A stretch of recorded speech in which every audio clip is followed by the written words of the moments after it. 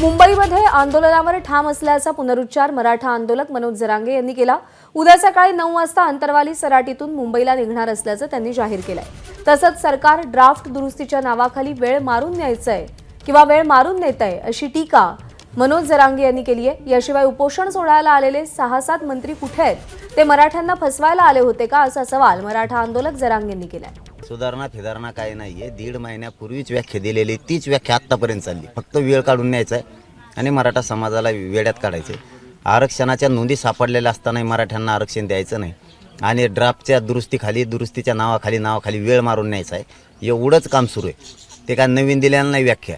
23 डिसेंबरला बीडला पण दिलेली आहे त्यांच्याकडे व्याख्या। फक्त आपण ज्या 4 ओळी दिल्या, त्या 3 ओळी दिल्या, त्या 3 ओळीतल्या अर्ध्या ओळी घ्यायच्या आणि अर्ध्या सोडून द्यायच्या, ही प्रकार सुरू आहे। त्यामुळे आपण सांगतो तुम्ही ते पूर्ण घ्या आणि त्याला ते दुरुस्ती नाव देतात आणि मागे जातात आणि वेळ मारून नेतात। बाकी काही नाहीये। नोंदी महत्त्वाच्या आहेत। नोंदी सापडणं सुद्धा आणखीन महत्त्वाचं आहे। समितीनं सुद्धा आणखीन काम करणं महत्त्वाचं आहे। 23 डिसेंबर पासून आज 19 जानेवारीपर्यंत समितीनं किती काम केलंय। उपोषण सोडायला आलेले ते 6-7 मंत्री कुठे आहेत, ते कुठे आहेत? त्यांची जबाबदारी। फसवायला आलते का मराठ्याला? मग नुसते ते जे 5-7 जण आले होते ते मराठ्यांना फसवायला आलते का? हे जे येत आहेत त्यांना वाटतं कुठंतरी मार्ग निघावा म्हणून येत आहेत। यांना आमचा दोषच नाहीये। यांना दोष देण्याचं काय कारण आहे? हे मध्ये मरमर करतायत, चला ह्या शब्दाने हे होईल, त्या शब्दाने ते होईल, त्यांनी हे होईल, हे मरमर करतायत। खरे ते कुठे गेले उपोषण सोडणारे 6-7 जण? याच्यामध्ये शिंदे साहेबानं आणि फडणवीस साहेबानं ताकदीनं आता लक्ष घालणं गरजेचं आहे आणि त्या दुसऱ्या पवार साहेबांना सुद्धा ताकदीनं याच्यात लक्ष घालणं गरजेचं आहे। कोणीही आता मागं न राहता याच्यात लक्ष घालणं गरजेचं आहे आणि तुम्हाला लक्ष घालण्याचं आव्हान करून तुम्ही घालणार नसाल मग मात्र आम्ही मुंबई सोडित नाहीत।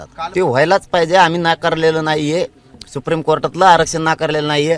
त्यांनी अहवाल देणं हे गरजेचं आहे, परंतु ते टिकणार हे का, त्याला आमचा कधी विरोध नाही। क्युरिटी पिटिशन हे आंदोलनामुळं दाखल केली, सरकार म्हणलंय आणि त्याचं श्रेय कोणाला घ्यायचं त्याला घ्या, आम्हाला त्याचं मत नाहीये। मराठ्यांना हेही आरक्षण मिळावं, राहिलेल्या मराठ्यांना तेही मिळावं, सगळंच मराठ्यांचं आहे, परंतु ते टिकणार आहे का नसता जे अवलंबून आहे त्याच्यावरती की आम्हाला ते आरक्षण मिळणार आहे सुप्रीम कोर्टातलं आणि ते जर रद्द पुन्हा झालं तर जे ते आरक्षणाची वाट बघतात त्यांच्या पोरायचं वाटोळच होणार आहे। त्यासाठी ते टिकणार आहे का हे स्पष्टीकरण सरकारला विचारलं, सरकारनं सांगितलं नाही। पण मराठ्यांच्या जर ओबीसी नोंदी सापडल्यात तर सगळाच महाराष्ट्रातला सरसकट मराठा ओबीसी मध्ये घ्या।